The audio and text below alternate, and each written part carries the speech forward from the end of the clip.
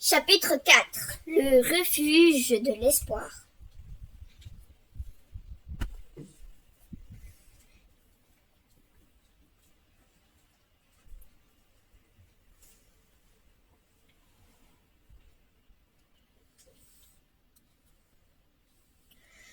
Regarde, Raya, revient de la grande forêt. Qui est-ce avec elle? Je ne sais pas, je ne l'ai jamais vue. Ravi, Sam, je vous salue. Raya, tu es de retour. Êtes-vous encore en train de ramasser de l'argile pour l'idole? Elle est presque achevée. Nous espérions que tu seras de retour avant la grande célébration. Je n'aurais jamais raté ça. Qui est ce garçon, Raya? Voici Jonas. Il est notre invité. Jonas, voilà Ravi et Som. Frère Som. Salut. Venez, laissez-moi porter vos lourds paniers. Nous irons à la place principale ensemble. Bienvenue, j'espère que tu as fait un agréable voyage. Mais merci. Tu as de la chance d'arriver à Ankalacha. Aujourd'hui, cette nuit, ce sera la grande célébration. Tu ne m'as rien raconté de tout ça, Raya. Vas-y, Som, explique donc à Jonas de quoi il s'agit. Lors de la grande célébration, nous remercions Jiva pour sa bonté et pour la nouvelle patrie qu'il nous a donnée. Une nouvelle patrie. Nous habitons au sommet des rois. Mais de mauvaises choses se sont passées là-bas, alors notre famille est venue ici. Nous vivons mieux ici, bien mieux. Toi aussi tu as dû fuir de chez toi? Ben, en quelque sorte. Et c'est une épée? Est-ce que je peux te l'emprunter? De là-haut, nous aurons une surprise vue. Ah ah. Qu'ils viennent donc les spires obscurs. Avec cette épée magique, ils n'auront aucune chance et je les vaincrai. Ravi, arrête tes bêtises. On ne blague pas avec ça. Bon, évidemment, ce n'est pas aussi impressionnant que le sommet des rois. Mais attends de voir notre idole. Avec elle, nous pourrions facilement participer à la grande célébration de l'eau au sommet des rois.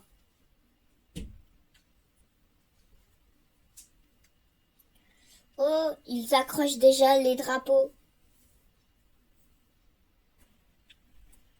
Ravi, Som, où est l'argile? Qu'en penses-tu?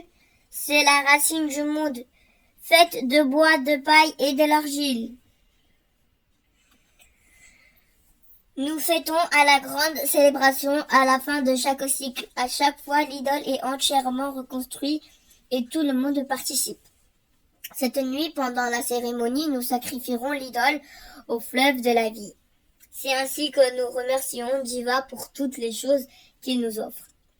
C'est tout de même étrange que votre dieu ressemble à une sorte de champignon. Nous croyons que ce n'est que sa forme transitoire. La forme de sa réincarnation est le sujet de nombreux débats. Jiva dort profondément. Janaka va certainement t'en raconter un peu plus. Il est temps d'aller le voir. Tiens, tout ça est vraiment étrange. Qui est Janaka en fait? Janaka signifie père. Il est notre guide spirituel. Nous l'admirons beaucoup dans les moments difficiles. Il nous aide et nous donne de l'espoir. Regarde, Loki nous a déjà réservé une barque.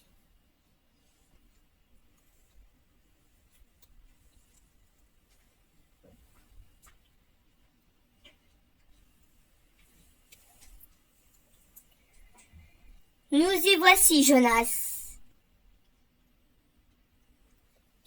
Je suis très angoissée. Ne t'en fais pas, je suis avec toi, allons-y. Maître, je vous salue et vous demande pardon d'interrompre votre méditation. Raya, ma chère Raya, de tous les chercheurs de cristaux, tu es toujours celle qui me rapporte les pierres les plus précieuses. Gris, gris, gris. Merci beaucoup, maître. La rencontre que vous avez prédite a eu lieu. Je ne reviens pas seul de la grande forêt. Oui, je l'avais prévu. Elle était inscrite dans le cours des choses. Grr, grr, grr. C'est Jiva qui nous offre les plus précieux moments de lucidité, des moments de concentration absolue, durant lesquels la force créatrice nous submerge, des moments durant lesquels le temps perd sa signification et pendant lesquels l'inspiration divine guide nos mains. C'est dans ces moments-là que le cours des choses m'apparaît. Il m'apparaît aussi clair que ce mandat-là l'est pour vous. C'est un message d'espoir pour vous tous. C'est un message qui dit le jour de la résurrection est proche. Clac. Et quel jour parfait pour accueillir un nouveau venu. Ne veux-tu pas me présenter ton compagnon, Raya?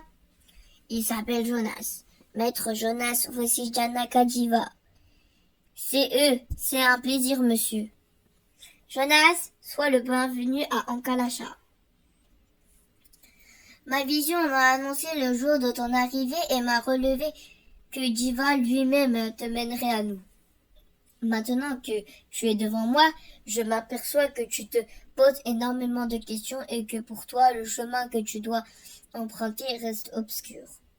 Oui, en effet. Raya m'a dit, elle m'a même promis que vous pourriez m'indiquer comment rentrer chez moi. Rentrer chez toi, oui, c'est ton vœu le plus cher. Mais il s'agit de quelque chose de bien plus important, Jonas. J'aimerais te raconter l'histoire de cet endroit. Il m'a pas toujours été un refuge pour l'espoir, tu sais. Les ruines de Ankalacha témoignent de ces temps depuis longtemps révolus. Des temps obscurs durant lesquels un dieu cruel dominait le monde, Unurta. Son pouvoir était terrible et était présente consumait la vie autour de lui, son souffle détruisait la terre et les pierres. Il était miséricordieux envers ses disciples, mais il ne montrait pas de pitié pour les disciples des autres divinités et les faisait souffrir à sa guise. Il dévastait souvent des régions entières. Les antiques vérités décrivent le régime de terreur Unurta de manière détaillée. Mais elle raconte aussi sa fin. Jiva, le dieu de la vie, ne supporte plus cette violence et décida d'en finir.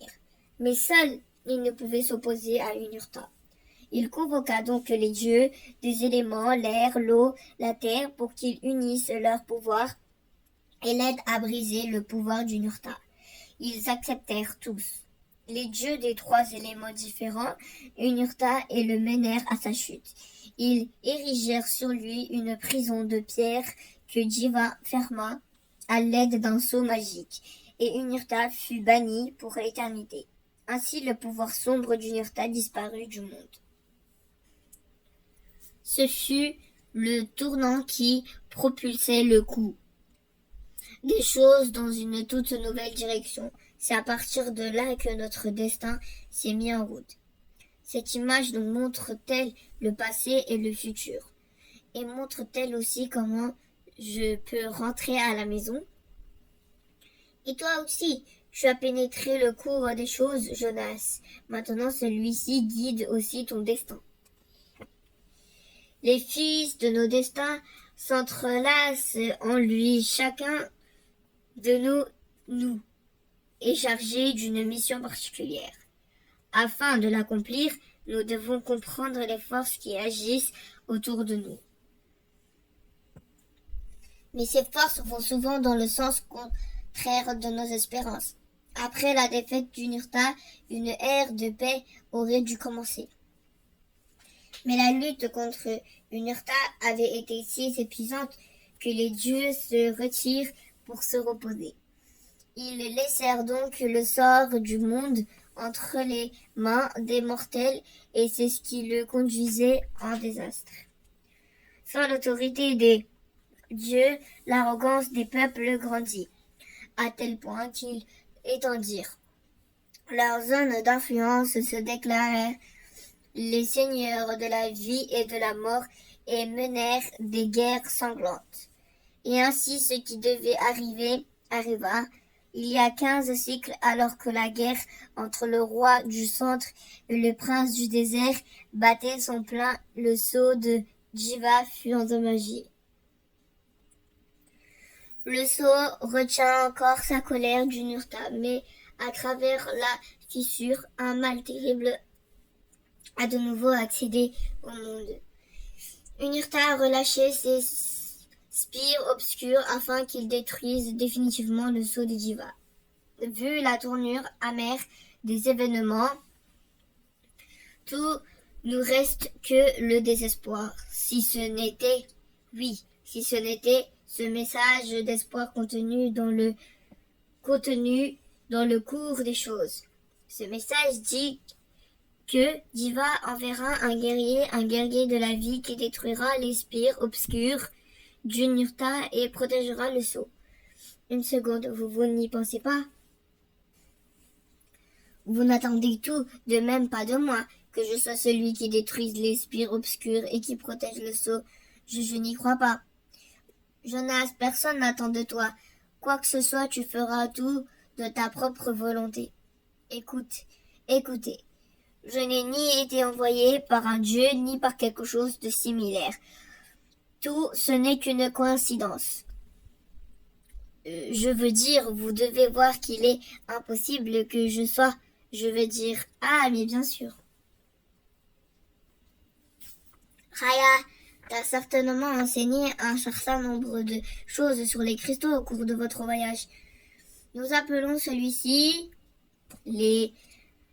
la larme du ciel, le plus solide que nous connaissons. C'est le matériau que nous utilisons pour fabriquer les outils et les armes. Rien ne lui résiste. D'accord, mais donne-moi ta main, Jonas. N'aie pas peur. Think. Ah. Regarde. Tu n'es pas de ce monde et tu n'es pas un garçon ordinaire. Tu es envoyé d'un monde lointain. Les lois de notre nature n'ont aucun effet sur toi. Qui ici, ce n'est un dieu, aurait pu t'offrir un tel pouvoir? Comment se pourrait-il que ton arrivée jusqu'ici ne soit qu'une coïncidence? Jonas, ceci est ta destinée. Jonas, tu es le guerrier de la vie, ici tu es immortel. Tu utiliseras ton don divin pour empêcher le retour du Nurta, tu vaincras ses spires obscurs et tu anéantiras la menace qu'il représente. Mais comment vais-je faire tout ça? S'il vous plaît, laissez-moi juste rentrer à la maison. Le cours des choses décidera de ton dessein jusqu'au jour de la résurrection de Jiva. C'est à ce moment précis que l'ère de la vie prendra place de ces instants, tu seras capable de retourner dans ton monde. Mais je pourrais peut-être attendre ce jour. Je veux dire, n'avez-vous pas déclaré que ce jour était proche? Nous verrons jamais ce jour si les spires obscures du Nurta ne sont pas vaincus. Ils détruiront le sceau de Jiva et Nurta s'échappe à sa colère. Serait irréfrénable. Il trouvera Jiva dans sa demeure, le brûlera et enfermera de même avec nous. Brûler? Oui, brûler, avec son pouvoir maléfique qui consume tout. Unirta est le dieu du feu. Oh non. Jonas.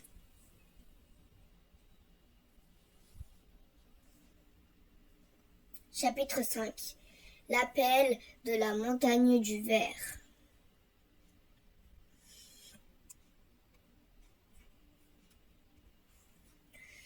Jonas, tu m'as trahi. Jonas, enfant d'un autre monde, fais-moi confiance, s'il te plaît. Personne n'attend rien de toi, Jonas. Il faut que tu apprends ce qui est important et ce qui ne l'est pas. Tu t'es infiltré dans mon royaume. Jonas, nous trouverons un moyen pour que tu rentres chez toi. Tu feras cela de ta propre volonté. Que cherches-tu? Poum. Es-tu venu pour me détruire? Mon pouvoir est sans limite et invincible. Tu t'en rendras compte lorsque nous serons face à face, et tu accepteras ta véritable destinée.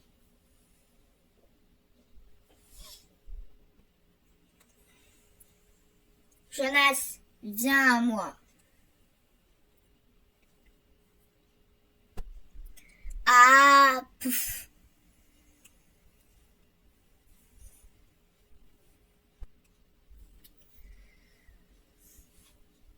Cric. Eh oh. Jonas, tu es réveillé? Heureusement. Que s'est-il passé? Je me rappelle de rien. Où sommes-nous? Tu as perdu connaissance? C'est ma maison. Je t'ai amené ici pour que tu puisses te reposer un peu. Je pense que c'était trop d'émotions. Comme te sens-tu maintenant? Un peu étourdi, pendant un moment, j'ai cru que tout cela n'était qu'un rêve, que j'étais de nouveau à la maison. Quand je t'ai promis que nous trouverons un moyen de te ramener chez toi, je ne pensais pas que cette quête serait aussi longue et difficile, et par-dessus tout d'une telle importance. Je me suis moi-même mis dans ce pétrin, n'est-ce pas? Je veux dire, quel besoin ai-je de grimper à l'intérieur de cette étrange peinture? Je n'avais aucune idée de ce que j'ai fait. Et les choses que Janaka a dites, c'est de la folie que du monde entier ce soit moi qui, le dieu du feu. Raya, je suis terrifiée. Tout se passera bien, Jonas. Je te laisserai pas seul de t'accompagner, quel que soit le chemin que nous aurons à parcourir. Regarde, le ciel s'éclaircit. Oh, au moment même où tu es apparu à mes pieds, je me suis demandé duquel de ces mondes tu étais tombé. Dans notre ciel, nous ne voyons aucun autre monde, contrairement à ici. Ton monde semble bien lointain, enfin sauf la lune. J'ai toujours pensé que c'était le seul existant. Un monde unique, Jonas, je ne suis pas sûre que j'arriverai un jour à te comprendre. Viens, rejoignons les autres, la grande célébration a déjà commencé. En Kalacha, nos routes se sont toutes croisées en cet endroit pour trouver une communauté et un espoir de déchisserie, de sécurité. Seul chacun de nos espoirs n'est qu'une faible lueur au centre de l'obscurité qui entoure ce monde. Mais si nous les unissons, notre monde brillera de la splendeur de nos espoirs. Le jour approche où Jiva émergera de cette lumière pour nous mener vers une nouvelle ère. Cette nuit commémorons le jour où la racine du monde a commencé à germer. Le jour où le fleuve de la vie a jailli, nous comblons de ses richesses et ravons ainsi au monde aride. Depuis ce jour-là, nous attendons impatiemment la résurrection de Jiva. Mais ce soir, nous n'assistons pas à la fin d'un cycle ordinaire. Les corps célestes se sont de nouveau alignés comme ils le furent à l'apparition de la racine du monde. C'est ainsi qu'une ère s'achève. Les signes prémonitoires décrivent l'avènement de la nouvelle ère de la vie. Souhaitons-lui la bienvenue. Puisque nous sommes tous les enfants de Jiva. Où commence la foi? Ne croyons-nous pas trop, souvent, en des choses que nous souhaiterons vraies? D'un autre côté, n'y a-t-il pas des choses qui se réalisent seulement parce que les gens y croient aussi profondément? Je ne sais pas exactement à quoi j'ai commencé à croire cette nuit-là. Au Dieu de cet étrange monde, la prophétie dont Janaka et Raya Parler constamment au rôle qui m'y est assigné.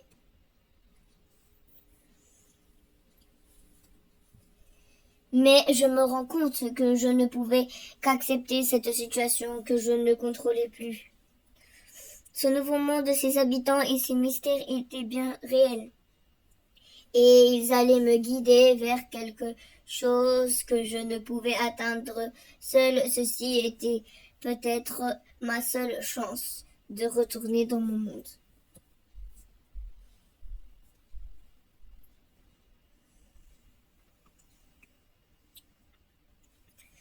Cet instant, l'angoisse que j'éprouvais en pensant au danger qui m'attendait était atténuée par l'espoir qui émanait de Janaka et des habitants d'Ankalasha.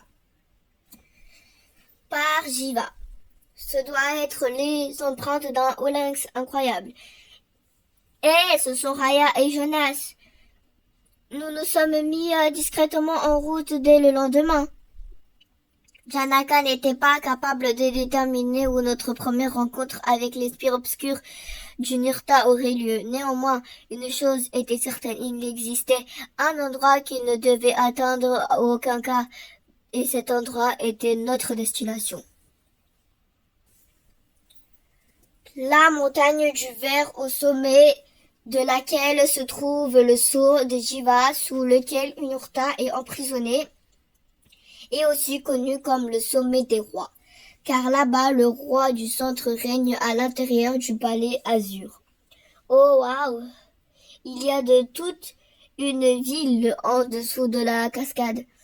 La forteresse du Nurta fut inondée quand le fleuve de la vie commença à s'écouler. Et depuis 500 cycles, Jiva continue d'emporter le mal loin de ce lieu. Qu'est-ce qu'il arrive aux gens qui vivaient ici? Ceux qui adoraient Unurta n'étaient pas des gens, Jonas. C'étaient des monstres, et c'est bien qu'ils soient partis. Durant notre descente de la cascade, je découvrais un grand nombre de choses nouvelles. Je découvris, par exemple, qu'il existait des draconias herbivores qui n'étaient pas hostiles du tout. Je préférais de loin celles-ci à leurs cousines carnivores. Notre premier halte fut un petit poste commercial au pied de la cascade. Raya y avait un bateau amarré grâce auquel nous allions continuer notre voyage sur le fleuve. Raya, ton compagnon est bien étrange. On dirait un fugitif. Que cherchez-vous au nord? Vous allez au sommet des rois? Cela doit faire bien longtemps que tu n'y es pas allé, n'est-ce pas? Curieux comme toujours, Chandar. Notre destination ne te regarde point. Merci de t'être si bien occupé de mon bateau et merci pour les vivres que nous levons l'ancre immédiatement. Oh, pas de quoi, Raya. Fais juste attention si tu voyages vers le sommet des rois. Les marchands ambulants racontent d'étranges choses, ce n'est plus comme avant.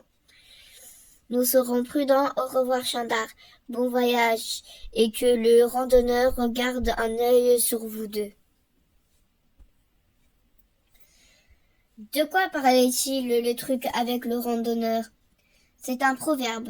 Il est issu d'une légende antique. Il s'agit d'un voyageur immortel qui parcourt le monde depuis la nuit des temps.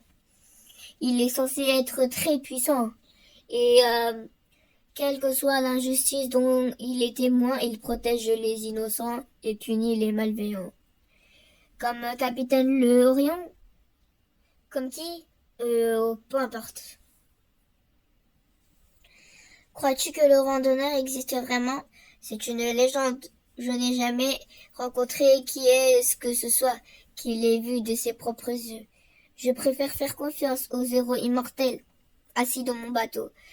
Mets-toi à l'aise, nous allons voyager sans pause jusqu'à la tombée de la nuit. Peut-être que je deviendrai aussi une légende après tout. C'est cool, hein? Qu'en penses-tu, Loki? Jonas immortel, que Jonas m'accompagne. Créouk. Bon, ce ne serait pas ta modestie qui sera légendaire. Je crois que Janaka a été très sage de ne pas divulguer à personne, ni la vision qu'il ait eue de toi. ni le but de notre mission. Plus nous serons discrets, plus nous pourrons nous déplacer librement. C'était juste une blague.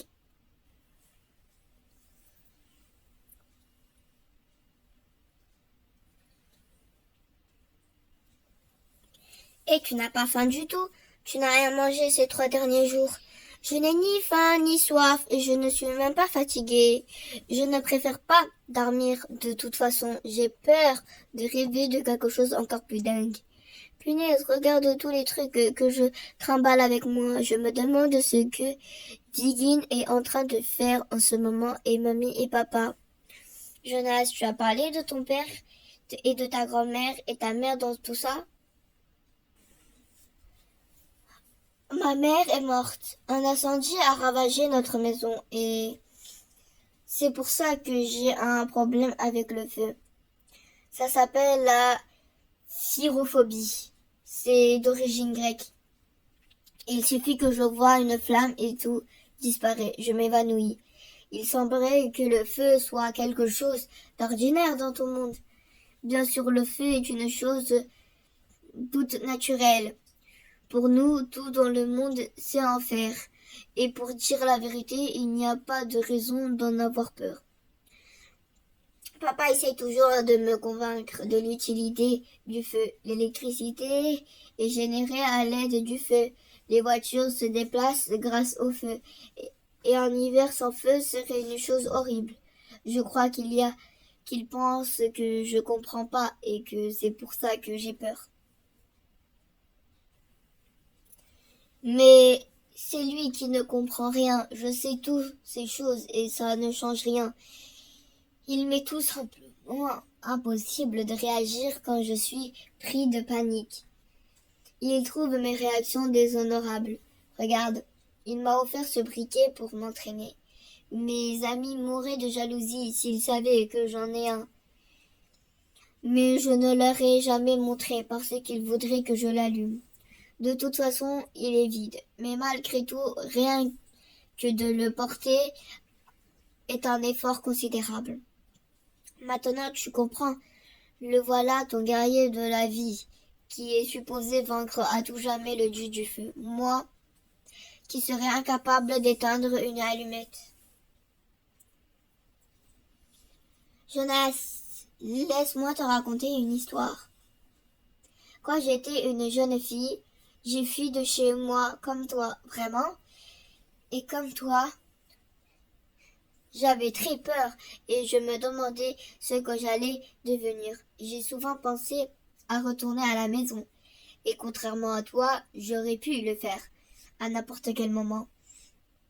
Mais qu'est-ce que ça m'aurait apporté? La volonté de fuir aurait toujours été aussi présente.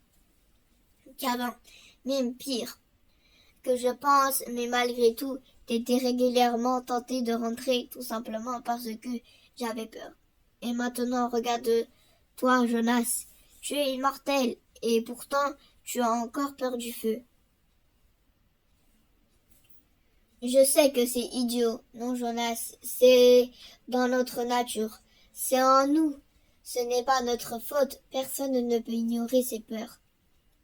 Même l'animal le plus sauvage ne peut surmonter sa peur. Rappelle-toi, le draconien dans la grande forêt. En réalité, même les dieux ne peuvent surmonter leur peur. Sinon, comment crois-tu qu'Unurta aurait pu maintenir son joug aussi longtemps? Et pourquoi Jiva aurait-il dû réveiller les autres dieux? En fait, il fallait un être spécial pour briser leur cercle de la peur. Un être qui a subi ce mal pendant trop longtemps, qui ne les supporterait plus, se librera de leur peur et qui paralyse car il y a une force plus puissante que la peur. Je crois que je commence à comprendre pourquoi Diva t'a choisi pour cette quête. Je sens que cette force si puissante dort en toi. Jonas, c'est pourquoi tu es plus puissant qu'Unurta et ses spires obscures. Je suis aussi certaine que tu es le plus fort que ta propre peur.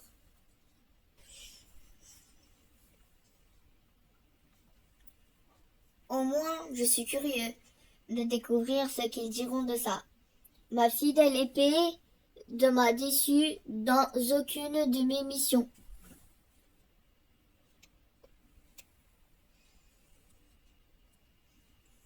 Notre voyage continua pendant plusieurs jours. Plus au nord, de nombreuses fermes jalonnaient les rivages du fleuve, les pentes des montagnes qui l'entouraient.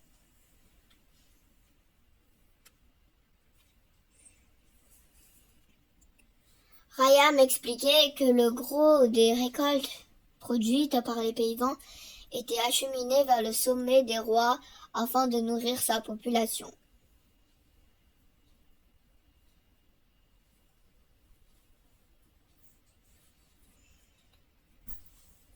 Au fur et à mesure que nous avancions, nous remarquions que nous n'étions pas les seuls à naviguer sur le fleuve. Oh! C'est l'un des grands vaisseaux de transport collectement utilisés par les paysans pour acheminer leurs récoltes vers le sommet des rois. Mais que font tous les gens sur le pont du bateau? Ils fuient la campagne car ils ne veulent plus vivre dans la misère. Ils sont attirés par la richesse du sommet des rois.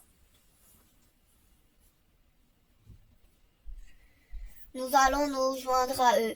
À partir d'ici, les eaux sont trop profondes pour moi et ce bateau-là rejoint le sommet des rois sans escale. Quoi, nous allons embarquer sur ce navire? Génial! Merci, votre bateau est en bonne main. Les passagers doivent voyager sur le pont d'escalier et là-bas au fond. Eh, faites-nous place, nous voulons passer. Grrr. Ah, je suppose qu'il n'y a pas de scrat là d'où tu viens. Tu devrais vite t'habituer à leur apparence. Le sommet des rois en est rempli. Ainsi, nous continuons notre voyage vers le sommet des rois. L'atmosphère à bord du bateau me rappelait celle qui régnait à Ankalacha. Partout, les visages étaient pleins d'espoir.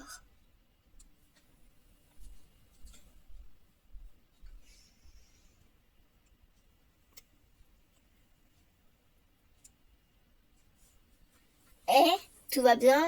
Je sais pas, je me sens tout bizarre. Comme si une menace planait sur nous. Tout le monde est un peu nerveux. Nous attendrons le sommet des rois demain. S'il faisait jour, nous pourrions peut-être l'apercevoir. Broum.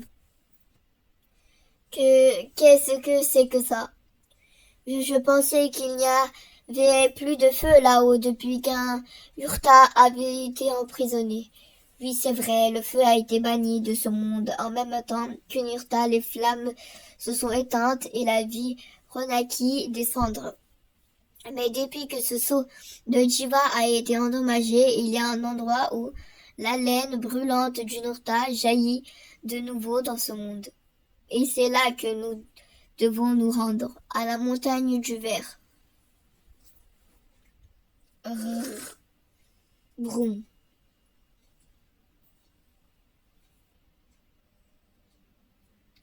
Fin.